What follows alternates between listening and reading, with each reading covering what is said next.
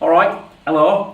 Just a quick, well, not a quick reel. I'm going to break this, do a couple of videos on how to use hips. I'll put it into a section called hips, because that's where a lot of our power in karate comes from. It comes from the centre. Some of us got a bigger centre than others, but that still doesn't change the fact that we can all use our hips. Now, from past experience, what I'm told is that I don't know if this is true or not, but I'll just go with it anyway, that the hips don't have any muscle. So what we've got to do is we've got to fire those hips to generate that power with different muscles in our body. So I'll just start with the most basic hip techniques that we do, which is in Heikadech. So you're going to make sure that when you're in Heikadech that your body weight isn't on the heels, it's actually onto the balls of the feet, and that the knees are also bent as well. So don't straighten the legs, don't have the legs straight. Have the knees slightly bent. I'll just show you a sideways on view.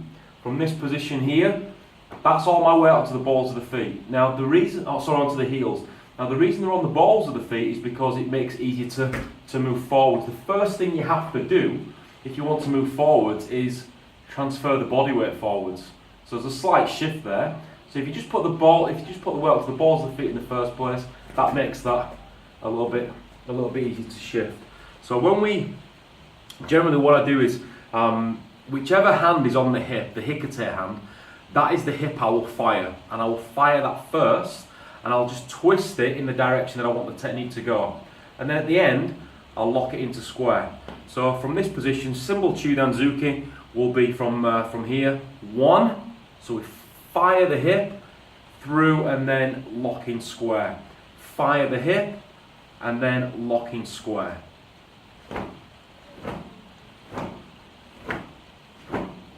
Now, some techniques and some styles will allow, and I've not got a problem with this, will allow the hips to stay off.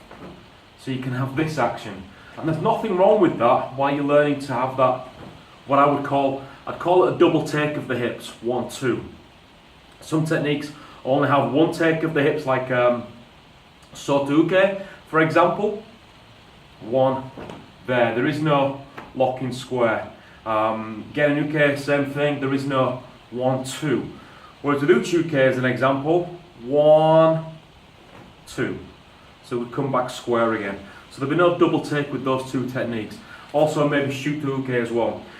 So when you're in Heikadech, make sure the knees are bent, pushing the weight onto the balls of the feet.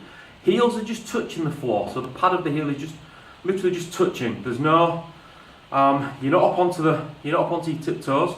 But the pad is literally just touching, and then from that position, it's just easier. Now, it's difficult to do with straight legs, so you've got to make sure that your knees are slightly bent, because it'll strain the knees also. So from this position here, 1, 2, 3, 4. Even if you just stand and just do that, so without any techniques, 1, 2, 3, 4.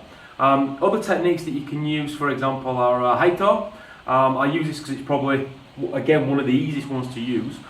So if we start here, whichever direction the hands are moving, wind the hips up in that direction, and then bring the hip back in. So it's kind of a 3 take with the hip. It would be 1 for the wind up, 2 for the fire, 3 for the lock in. But again, there's nothing wrong with 1, 2. Nothing wrong with winding the hips up, just while you're learning to fire from a square position. The one thing you don't want to do when you are using your hips is give that telegraph away. I'm gonna hit you now, that kind of thing. So what a lot of excuse me, the camera just slipped. Is slipping. I'll just fix it. Sorry.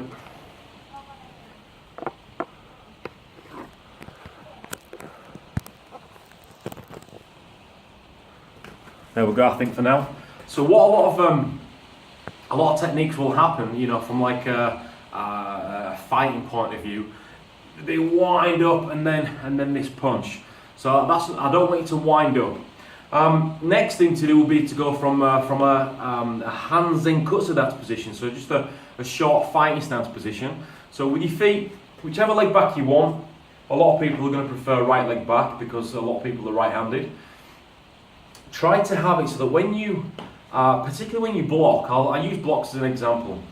prepare the block with the hips square, and then as the block extends, pull the hip off. So you're actually moving the hip in the opposite direction to the arm. Hip goes this way, block goes this way, if that makes sense. Now when you're blocking over the forward leg, over the back leg, sorry, you're going to prepare 45. So if this is square, this is 45. You're going to prepare 45, and then the block will go in the opposite direction of the hips. Right now we're not really moving the feet, we're just actually literally using leg muscle to use the hips, to make the hips in a circular motion. Don't go in a back and forwards motion or a sideways motion, always think circular, this way.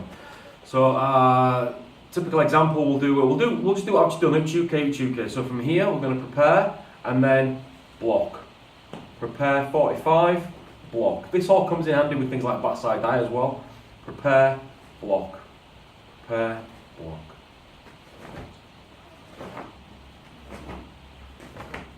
Now that can be done with any block, any probably not. Well, it can be, maybe not Mawashi UK, that kind of thing.